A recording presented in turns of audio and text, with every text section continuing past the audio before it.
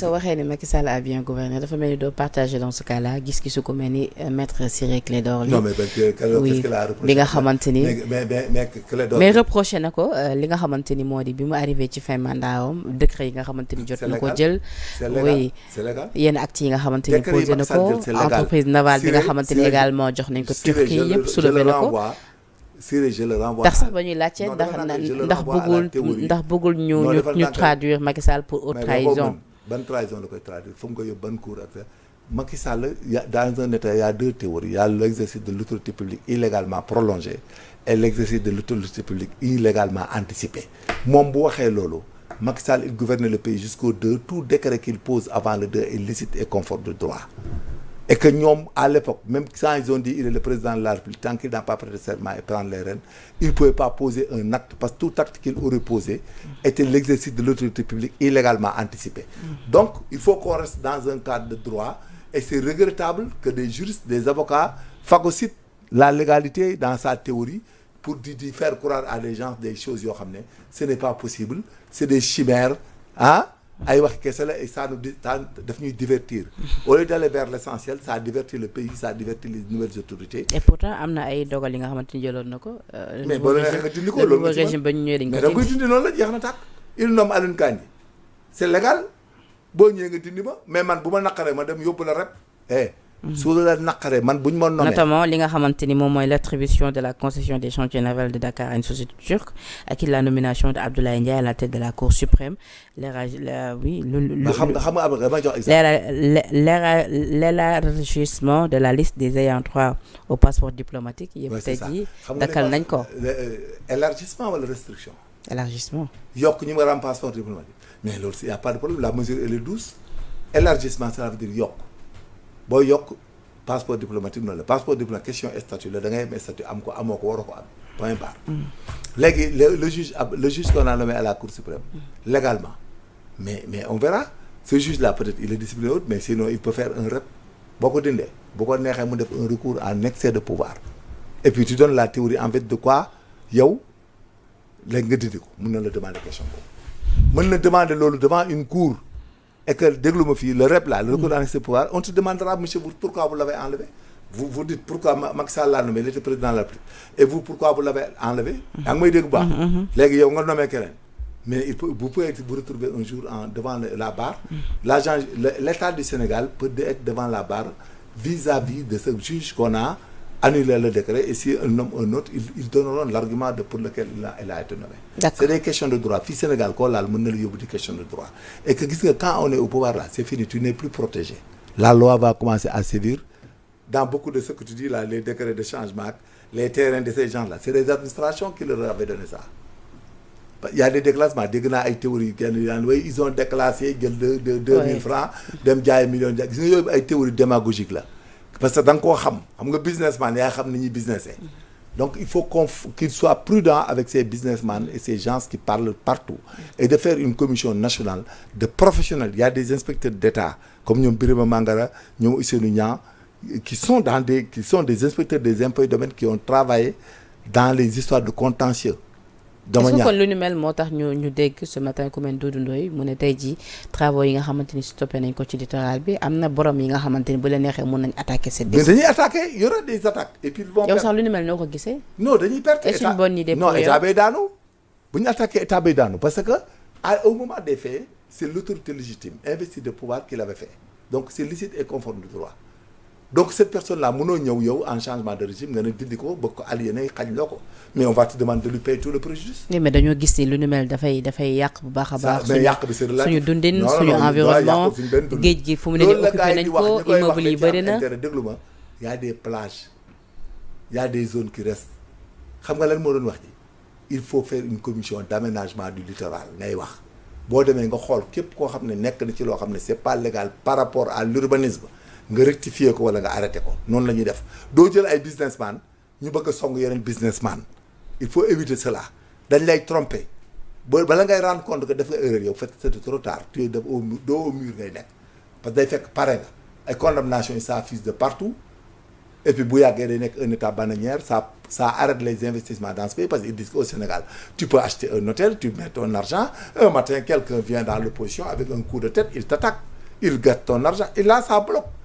bu ñuy wax ne dañu bëgg nit ñi liggéey ay fonctions publiques hautes il faut assainir ce milieu-là pour donner de la sécurité aux investisseurs mais dans un pays boo xam ne même ay teeru bi sax dégg naa ñu koy attaquer ci net bi mais c'est extrêmement grave alors qu'il y a 2000 personnes qui travaillent dans ces zones-là et puis teeru bi lan la yàq Sénégal ku nekk di expliquer di jalousie di wax lu mel Sénégal y a des plages gis nga bala nga yegg ci étude du maître Moustapha Ndiaye bi à droite ces zones-là suffisent boo ko aménager baax na soo demee boori Almadies soo demee boori Almadies tu peux prévoir des zones gis nga fi nekk mosquée de la divinité am na ñoo xam ne mosquée de la divinité wut nañ fa lu ne mënuñu ko am tey ji nga attaqué on peut aménager des zones mais pays bi Sénégal littoral bi ñu am yëpp boo demee en Floride wala nga dem États-Unis mais les gens aménagent des zones yoo xam ne dañ fay installer ay hôtels ay grands restaurants gis nga zone des filao bi ñuy wax ni dañ ko war a aménager ba nga xam ne day am ay boo yuñ ci joxe yoo xam ne dañ fay def ay lieux de plaisance nga xam ne da ngay ñëw yendoog sa famille di lakk say jën lekk au restaurant naan boisson am yëpp mu am sécurité bien aménagé boo demee mu am 200 mètres 300 mètres yoo xam ne 400 mètres yoo xam ne ay plage la boo demaatee fekkaat beneen zone bi mu nekk ay installation fii ba Ndar c'est ça dans l'investissement doo fekk ñuy sport le soir di daw kese di wëndee lu nga naan da ngay jëlee regarde ma ici nga jëlee ko parcelle ba Ndar nga bàyyi leen ay plage ñuy daw di football rek en partie de quoi alors qu'il y a des investisseurs qui peuvent venir mettre là-bas des hôtels mettre là-bas de grands restaurants mettre là-bas des parcs d'équitation je dis nag ni tam des parcs d'équitation war fas fay des parcs d'équitation war fas fay il peut y avoir même des parcs géologiques yaa ngi may dégg à côté il peut y avoir là-bas des hôtels les hôtels là-bas on dit comme aux États-Unis on les met pas en étage c'est des genres lodge ay lodge la kenn du fa sax dëkk nga xam ne dañ koy defar ba mu rafet mais mu nekk des zones segmentées mais yow suba teel rek un investisseur un Modou je donne le là un Modou qui est aux États-Unis il vient au Sénégal il veut faire un hôtel ou bien benn genre lodge wala dara mais lui il vient il demande qu'il y a un terrain pied dans l'eau mais boo ñëwee pied dans l'eau nga am indi ko titre foncier indi ko droit réel indi ko autorisation de l'urbanisme c'est conforme au droit et tout mais il achète il prend des prêts dans les banques mais les banques même risquent d'avoir des problèmes avec cette situation-là madame je suis désolé parce que des banques là auront financé 2 milliards 1 milliard mais un matin l'État qui vient qui fait son veto donc il faut qu'on y aille mollo et on prend des professionnels il faut qu'on élève tous ces businessmen là qui vocifèrent autour de la présidence de la République parce qu'on n'est plus dans des partis politiques il faut que ça soit très clair on n'est plus dans des histoires de partis. Est-ce que da ngay d'accord ak ñi jàpp ni acte ñu posé gum du priorité dëgg-dëgg li ni gënoon nekk priorité mooy bokk ci li ñu annoncé woon mu ñeel wàllu dund bi ñu wàññi ko bu baax a baax et autres quand tu gères un État c'est un fourre-tout quoi dund moom c'est naturellement une priorité non pour ñu jàpp ni lu ñu mel waaw mais lii ay diversion la peut-être non lanceur d'alerte yi ñu wax moo tax ñii ñëpp ñëw ak information yi leen dis ils sont en train de divertir même l'autorité entre nous quoi parce que finalement sax comme li nga wax nii il aura des problèmes de régler l'essentiel parce que s'il se concentre sur des histoires d'occupation du littoral alors qu'il y a la DSCOS il y a l'urbanisme il y a tout le monde nga xam ne tu mets une note le chef de la DSCOS mais Pape Sabouri peut s'en occuper avec d'autres personnes mais doo jël ay businessman ñu lay régler ay contentieux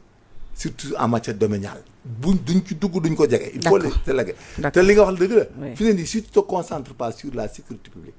la lutte contre la vie chère l'accès à la santé l'éducation l'agriculture may mi ñëw nii da ngay toog ba mu ne këpp sa kaw nag indil la joote yoo xam ne doo xam foo koy expliquer gis nga comme li nga wax ni il faut maintenant mettre en place des business plans pour voir où prendre des niches d'argent pour subventionner la nourriture parce que effectivement c'est important c'est très important parce que actuellement nii la menace mi ngi jógee ay boori Pakistan xaw ma ak yan pays où les denrées là surtout le riz là va aller crescendo le sac de riz de 100 kilos va risquer de connaître une augmentation de 7500 depuis importateur du producteur imagine loolu bu yegg Sénégal ñaata la loolu yow loo ci mën bu boobaa kii on va plus manger le riz nañ jéem a jël ndambe bi yokk ñàmb ji def notaire yi xam nga loolu c'est le monde qui bouge les histoires de produits qui dérivés les dérivés xam nga le pétrole en général il y a des dérivés il y a les huiles lourdes les mazout le kérosène et autres et tout cela bu yokkee lépp day impacté gis nga même l'énergie là que nous utilisons dans nos pays tiers-monde cela courant bi ñu bëree commencé am problème en Afrique te ñun ñoo tànn ndax ñun Sénégal fi ne présentement goos yaa ngi boor yi fële di pour ci frontière bi di jox Gambie courant et on est en train de régler le courant pour mu dem Guinée-Bissau leen ko jaay. Donc nous avons une bonne politique énergétique de tout temps. Il faut pas que les gens là ay nit ñëw rek ku nekk di wax on a une bonne politique énergétique bien maîtrisée par la Sénélec et qui nous met en garde. Nous n'avons pas de coupure de courant. La Sénélec n'a pas de problème. Parce que la Sénélec fan yii nag moom Touba non on change. Touba sax non yàlla Touba day consommer courant bari boo xam ne installation yi attanatuñ ko. Donc ils sont en train de mettre un autre poste relais à Touba. Ce poste relais la densité est de 240 volts. Mënoo ci liggéey sans nga couper ko. Donc mais Touba amul problème. Donc c'est dû à des travaux. waaw quand il coupe le courant. Oui. Parce que l'eau, les pompes d'eau là, l'aspiration d'eau pour le mettre dans le réseau maillé comme ramifié, c'est de l'énergie. Donc il faut que impérativement que SONES aussi un problème parce que le flux, l'eau qui vient, li koy xëcc ak yooyu machines yi duñ tàkk. Donc ndox mi day manquer corollairement par rapport à la coupure. Mais Touba, il n'y a pas de panne de courant, il n'y a rien. On est en train de leur donner des postes relais qui leur permettent d'avoir du courant continuellement. Et que la densité, la tension ne permet pas de travailler sans couper le courant. D'accord. Sans que manquer annoncé.